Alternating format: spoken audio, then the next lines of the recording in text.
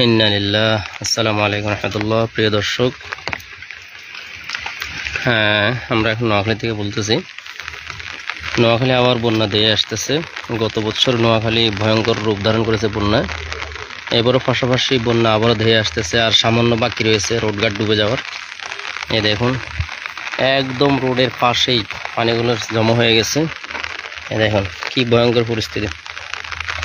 টানা অনবরত বৃষ্টিতে, গত 3 দিনের বৃষ্টিতে ভয়ঙ্কর পরিস্থিতি রূপ ধারণ করেছে।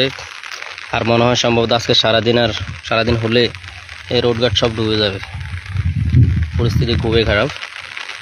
তো ভয়ঙ্কর বন্যার লক্ষণ আবার নোয়াখালীতে। তো আমরা সবাই আল্লাহর কাছে গুনাহ মাফ চাই, পানা চাই, আল্লাহর কাছে দোয়া চাই যেন আল্লাহ তাআলা আমাদেরকে এই বন্যার রহমতের আযাব থেকে আল্লাহ তাআলা যেন আমাদেরকে হেফাজত করেন।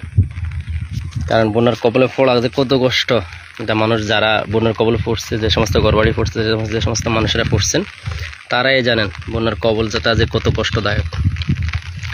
আমরা আল্লাহর কাছে ফানা চাই, আল্লাহ তাআলা যেন আমাদের সবাইকে মাফ করে দেন, আর এই বন্যার কবল থেকে আমাদেরকে এই আযাব থেকে হেফাজত করেন।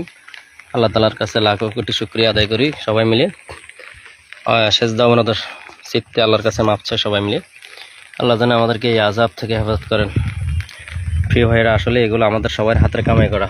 আমরা আল্লাহকে ভুলে গেছি, আল্লাহর বিরোধিতা করি। সমাজ এবং রাষ্ট্রে সকল ক্ষেত্রে আমরা আল্লাহর বিরুদ্ধে আচরণ করি। এই জন্য আল্লাহ তাআলা আমাদেরকে এই সমস্ত আযাব দিয়ে আমাদেরকে পথ দেখাচ্ছেন, সৎ পথে আসার জন্য, সঠিক পথে পরিচালনা হওয়ার জন্য। আসলে আমরা বিপদ কেটে গেলে আবার আল্লাহর বিরুদ্ধে আচরণ করি। আসসালামু আলাইকুম। এই জন্য আমরা সকলে আল্লাহর কাছে পানা চাই, আল্লাহর পথে, আল্লাহ তাআলা যে পথ চলার জন্য আমাদেরকে বলেছেন সবাই ওই পথ অবলম্বন করি, কোরআন হাদিসের পথ অবলম্বন করি, আল্লাহ রাসূলের আনুগত্য করি ইনশাআল্লাহ। এই বলে আমি আমার সংক্ষিপ্ত ভিডিওটা শেষ করলাম ইনশাআল্লাহ।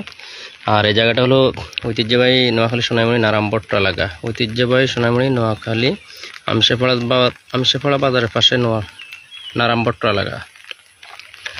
আসলে এই এলাকাটা সর্বপ্রথম ডুবে যায়।